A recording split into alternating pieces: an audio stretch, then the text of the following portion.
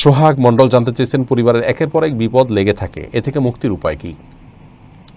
বিপদ থেকে মুক্তির জন্য প্রথম কথা হলো পরিবারের মধ্যে কোনো আল্লাহর নাফরমানি হচ্ছে কিনা, অবাধ্যতা চলছে কিনা, ইভেন কোনো ছবি, কোনো প্রিন্টেড কোনো ছবি, কোনো কার্টুন কাগজে পড়ে আছে কিনা, এগুলো সবগুলো একত্র করে ফেলে দেওয়া উচিত, বাসায় এগুলো রাখা উচিত, কোনো ছবি টাঙিয়ে রাখা উচিত নয়। রহমতের ফেরেশতা আসার পথে যে বাধা আছে সে বাধাগুলো দূর করা উচিত। পিস টিভিতে আমাদের একটি ধারাবাহিক আলোচনা ছিল যেসব কারণে ঘরে রহমতের ফেরেশতা আসেন না, সেই কারণগুলো থেকে আপনার কি যেন বলে নিজেদের বাসা বাড়িকে মুক্ত করা দরকার। তাহলে সেক্ষেত্রে ইনশাআল্লাহ বিদিল্লাহ অনেকখানি আমরা রক্ষা পেতে পারবো। সেই সাথে সবাই তাকওয়া অবলম্বন করা উচিত। আর বিপদ আপদ দূরের জন্য কমন যে আমলগুলো আছে, যেমন দুরূদ বেশি করে পাঠ করা, ইস্তেগফার বেশি করে পাঠ করা, দোয়া ইউনুস লা ইলাহা ইল্লা আনতা সুবহানাকা ইন্নী কুনতু মিনাজ জালিমিন বেশি পাঠ করা, এগুলো করা উচিত।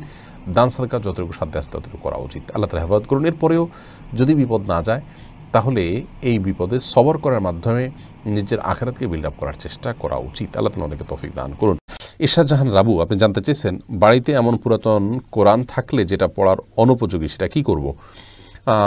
কোরআন যদি পড়ার অনুপযোগী হয়, সেই কোরআনকে আপনি চাইলে মাটিতে দাফন করে রাখতে পারেন এমন কোনো জায়গা যেখানে কোরআন অসম্মান হবে না। ধরুন কবরস্থানে কোনো একটা জায়গাটা গর্ত করে আপনি পুঁতে রাখলেন, আস্তে আস্তে মাটির সাথে মিশে শেষ হয়ে গেল। আপনি চাইলে সেটাকে পানিতে ফেলে দিতে পারেন, এমন কোনো পানিতে যেখানে কোরআনের সরাসরি অসম্মান হওয়ার সম্ভাবনা কম থাকে। ধরুন ময়লা পানিতে ফেললেন না, ড্রেনে ফেললেন না, নদীতে ফেলে দিলেন, এরকম করতে পারেন।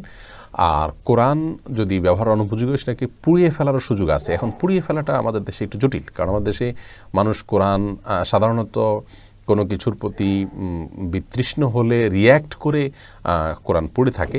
তো সেই জায়গা থেকে পুড়ে ফেললে আপনার পুড়ে ফেলাটা আমাদের সামাজিকভাবে পুড়ে ফেলাটা মানে হলো তার প্রতি বিতৃষ্ণ ভাব প্রকাশ করা, ক্ষোভের প্রকাশ করা।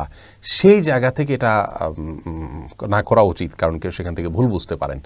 কিন্তু যদি কেউ দেখবেন না, কেউ ভুল বোঝার আশঙ্কা না থাকে, তাহলে বিভিন্ন সালাফ থেকে এরকম এটাকে পুড়ে ছাইগুলোকে দাফন করে ফেলানোর বিষয়টি বর্ণিত আছে। কারণ এখানে ইন্নামাল আমালু বিন্নিয়াত, উদ্দেশ্য তো আসলে ক্ষোভ প্রকাশ নয়, উদ্দেশ্য হলো এটা যাতে অসম্মানজনকভাবে না থাকে, এই জন্য এটাকে একটা সুন্দর পরিসমাপ্তির দিকে নিয়ে যাওয়া। সেই জায়গা থেকে এটাও জায়েজ আছে। কিন্তু ওই যে আগেই বললাম যে আমাদের সামাজিক প্রেক্ষাপটকে মাথায় রেখে বা বর্তমান পৃথিবীতে মানুষ ক্ষোভের চোটে আগুনে পুড়ে ফেলে, সেই জায়গা থেকে আগুনে পুড়ে ফেলা উচিত নয়। কিন্তু এমনি কোরআন হাদিসে কোথাও এটা ডাইরেক্ট আগুনে পড়তে নিষেধ করা হয়নি। তারপরে এটাকে অ্যাভয়েড করে আমরা বিকল্প যেগুলো আছে মাটির নিচে, পানিতে, সেগুলোতে অবলম্বন করাই হলো বেশি উচিত এবং ভালো আমাদের জন্য অন্তত। ফাহাদ ফাতেমা আপনি জানতে চেয়েছেন, মৃত ব্যক্তির ব্যবহার করা জিনিসপত্র, জামা কাপড়, ফোন, এগুলো কি তার পরিবারের সদস্যরা ব্যবহার করতে পারবেন? হ্যাঁ, অবশ্যই করতে পারবেন, এবং এগুলো ওয়ারিসদের হক। ধরুন কেউ মারা গেলেন, তার এই জাতীয় ব্যবহারগুলোর আপনার তার ওয়ারিসদের মাঝে বন্টন হবে। প্রত্যেকটাতে তাদের অধিকার আছে। তারা মিউচুয়ালি যদি ডিসিশন নেন যে আমরা এটা অমুককে দিয়ে দিলাম, বা অমুকে এটা নিলাম, অমুকে এটা নিলাম, এবং এক্ষেত্রে আমাদের যে অধিকারের কম বেশ আছে সেটা আমরা স্যাক্রিফাইস করলাম একে অন্যের জন্য, তাহলে সেক্ষেত্রে এটা জায়েজ আছে।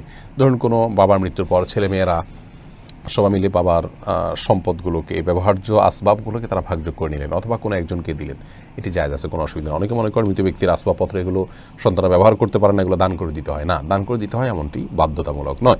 আফিয়া ইবনাত আনিসা আপনি জানতে চেয়েছেন, শপথ করার পর শপথ ভঙ্গ করলে কি কাফারা আদায় হবে? শপথ করার পর যদি কেউ শপথ ভঙ্গ করে ফেলেন, তাহলে সেক্ষেত্রে শপথের যে কাফারা আছে সেই কাফারা আদায় করতে হবে। আর সে আদায়কে হলো, সে কাফারা হলো, ক্ষতিপূরণ হলো আপনাকে 3টা রোজা রাখতে হবে, অথবা 10 জন মিসকিনকে খাদ্য দিতে হবে। কৃতদাস আজাদ করার অপশন আছে, সেটা আমাদের কাছে এই মুহূর্তে নাই, সেজন্য আমরা এই দুটি অপশনের কথা বললাম। আফরোজা আক্তার জানতে চেয়েছেন, আমার এক আত্মীয়কে জাদু করে, এটা শোনার জন্য কোনো গণকের কাছে গেল, এতে কি পাপ হবে? জানলে ভালো হতো।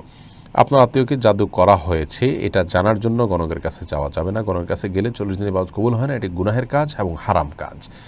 বরং জাদু করা হয়েছে এরকম যদি আপনাদের সন্দেহ হয়, তাহলে যারা ঝাড়ফুঁক করে থাকেন, জাদু ট্রিটমেন্ট করে থাকেন কোরআন হাদিসের আলোকে, সেই মানুষদের কাছে আপনারা গেলে তারা আপনাকে বলে দিবে যে আপনার কি করা উচিত এবং কি করা উচিত নয়, সমাধানের পথ কি হবে। আফনান করিম শারমি আপনি জানতে চেয়েছেন, মেয়েদের লাশ কে বহন করতে পারবে? যে কেউ বহন করতে পারবে, অসুবিধা নেই। লাশ বহন করার জন্য মাহরাম হতে হবে এমন কোনো কথা নেই, তবে মাহরাম না থাকলে তারা অবশ্যই ধরা উত্তম হবে, এতে কোনো সন্দেহ নেই।